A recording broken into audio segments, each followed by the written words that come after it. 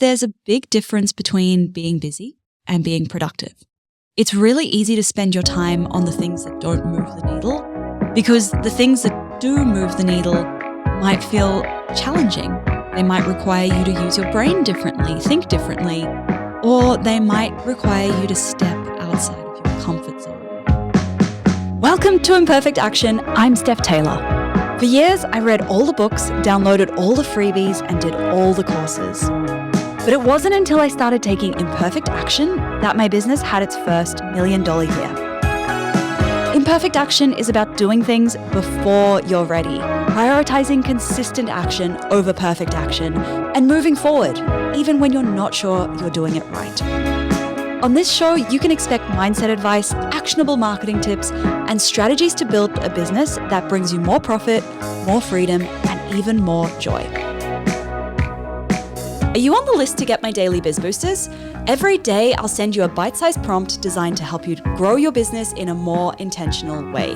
Sign up at stephtaylor.co/DBB or at the link in the show notes. Hey, welcome back to Imperfect Action. This is episode 641. Today, I'm talking about areas where you may be wasting your time and your energy in your business. I, like a lot of you, came from a corporate background before I started my business.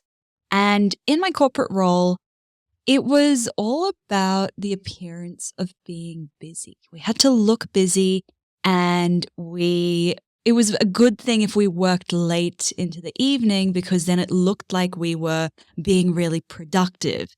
So I ended up filling my day with a lot of really pointless tasks that didn't really benefit the company I was working for a whole lot.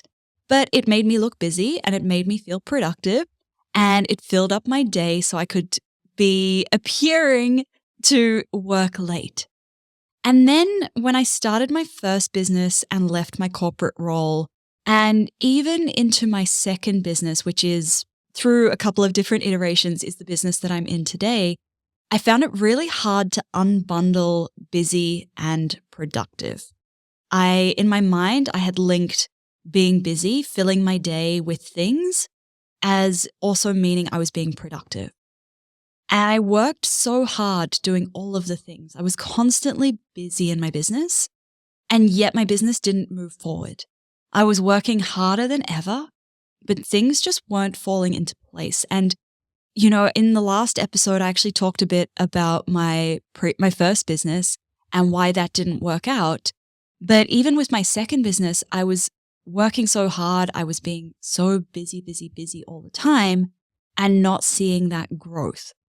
And that's because there's a big difference between being busy and being productive.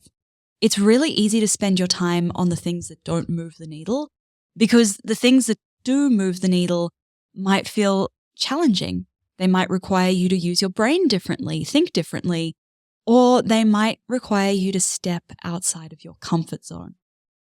Now, not all of the things that I'm going to share in today's episode are busy tasks. They might not even be tasks on your to-do list. Some of them are just areas where you're wasting time and not even realizing it. But they all have the same end result. All of these different things have the same end result. They stop you from doing the things that actually move the needle. They fill your day.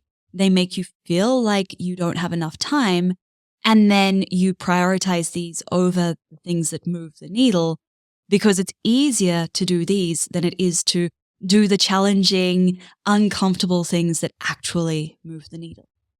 Now, you might have heard some variation of the quote, to get a different result, you have to be willing to do something differently. I think it was Einstein, somebody really smart said, the definition of insanity is doing the same thing over and over again and expecting a different result. And this is exactly what I'm trying to get at here. So let's cover off on 8 places where you are wasting your time and your energy in your business. Number 1, you're wasting your time and energy trying to make every single piece of content absolutely perfect before you share it. This might be social media content, it might be a podcast episode, it might be your sales pages, it might be even your website, or it might be the emails you're sending to your list. And rather than just getting the raw materials out of your brain and getting it out there, you're editing it and editing it again and editing again, and then questioning whether you need to add more to it. I used to spend an hour on every single podcast episode, and this was back when my podcast episodes were like maximum 10 minutes. I would spend at least half an hour outlining it, 10 to 15 minutes recording it because I would constantly stop and redo things, and then at least 15 minutes editing it, editing out every single every single ah. But then I realized that my audience didn't really care if I left in the ums and the ahs because I'm human. And it meant that I saved a lot of time. And now my team edits my podcast, but there's no way I would have got to 641 episodes if I was still spending an hour on every single episode. The next place you are wasting time is planning too much.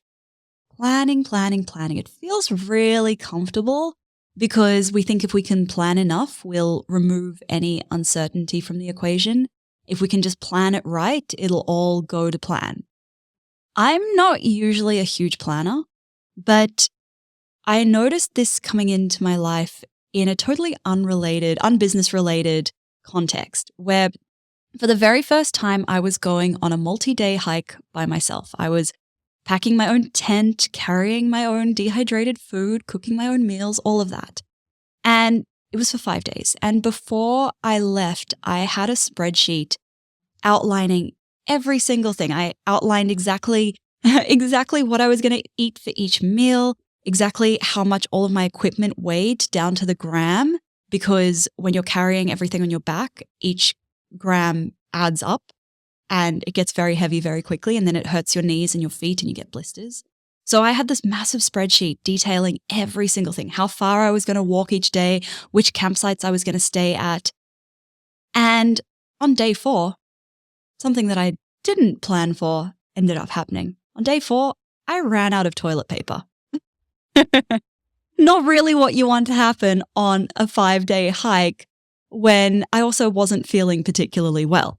So suddenly here I was where the scenario that popped up and it didn't fit in with my plans of how long I was going to walk each day and where I was going to camp.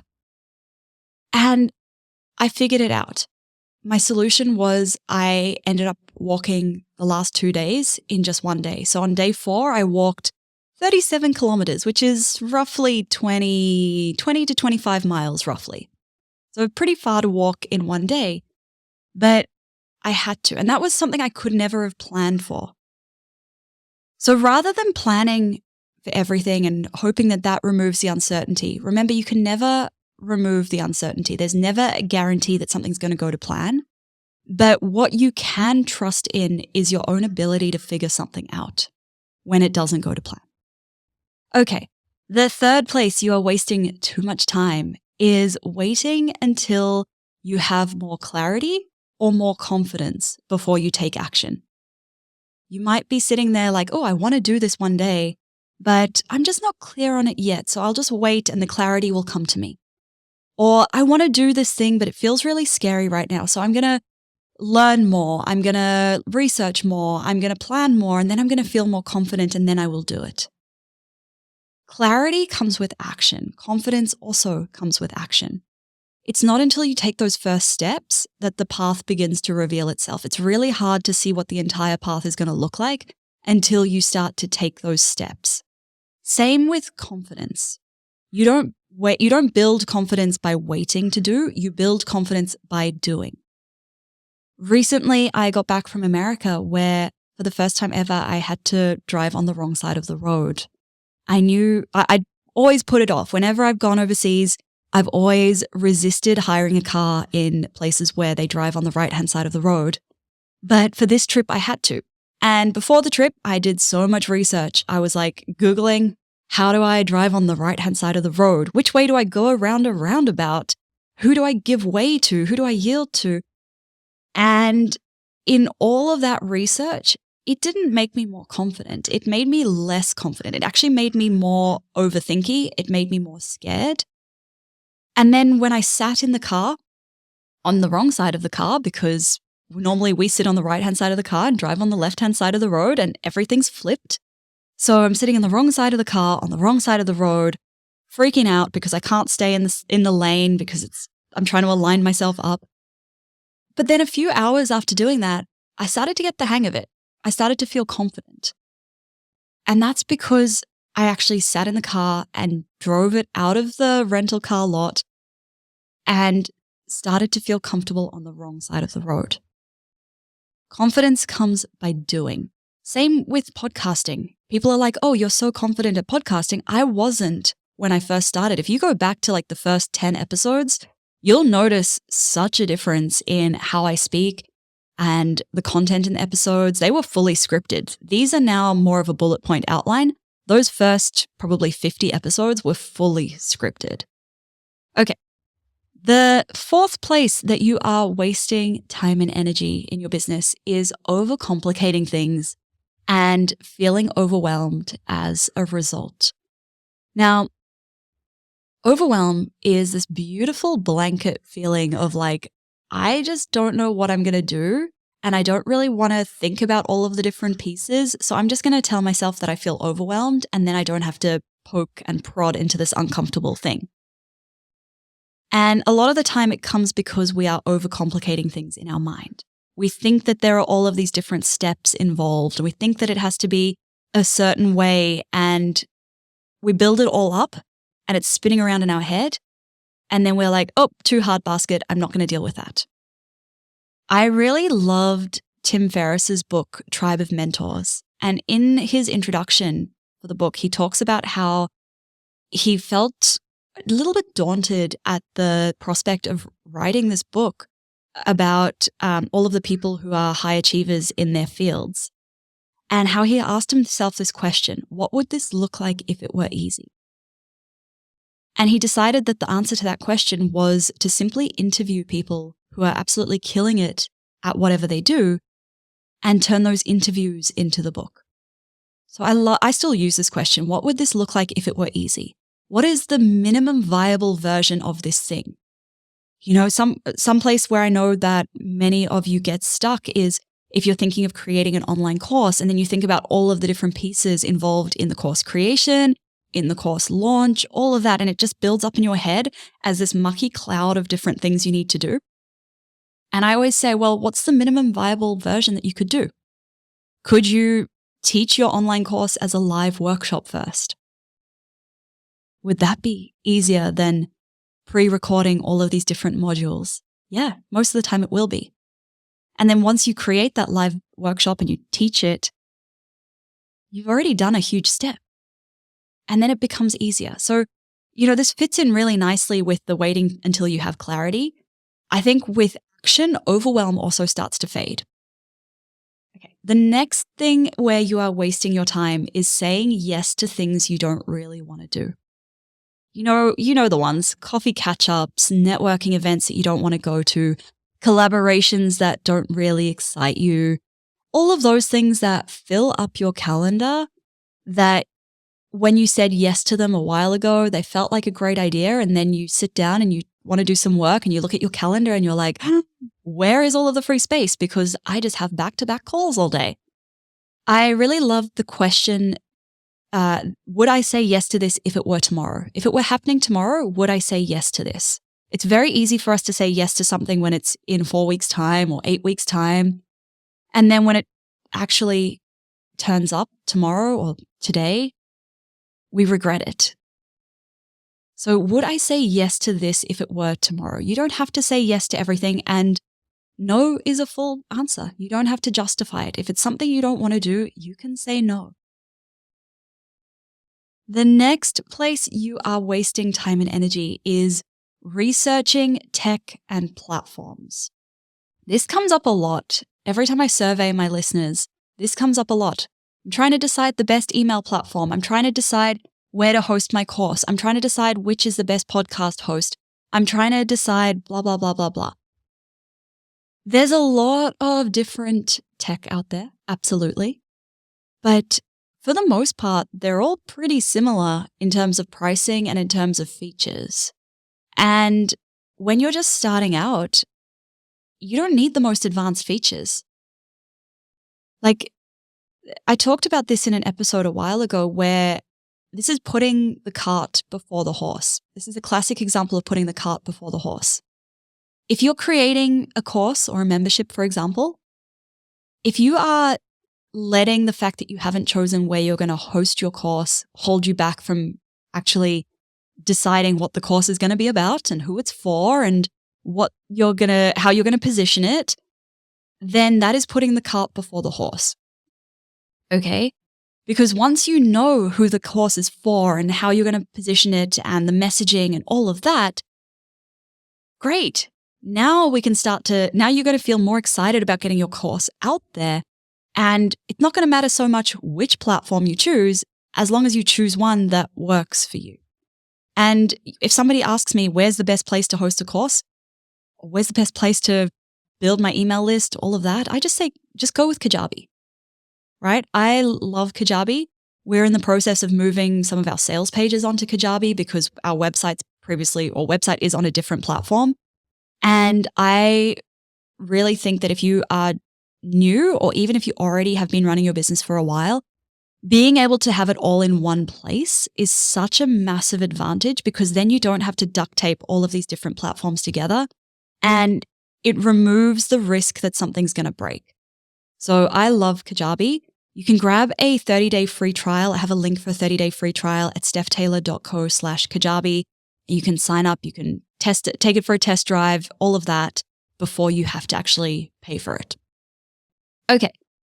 The seventh place where you might be wasting your time and energy is by not knowing what to focus on. When you don't have that particular focus for what you are working on this year, this quarter, this month, this week, it can lead you to chasing shiny different ideas. You can feel a little bit scattered. You feel like you're not really moving forward. You don't really know where you need to be spending your time, so you just do what feels most exciting or most urgent right now. Having focus gets you to where you want to go a lot faster.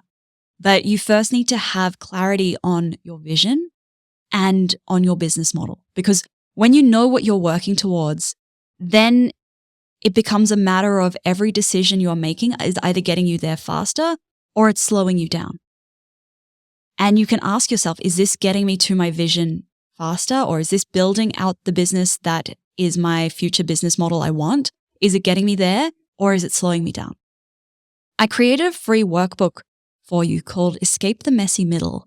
And you can grab that, where it'll help you to get complete clarity on where your business is heading so that you can grow your business with intention, with focus, rather than trying to do all of the things and chasing the shiny objects and exhausting yourself in the process and not getting to where you really want to be.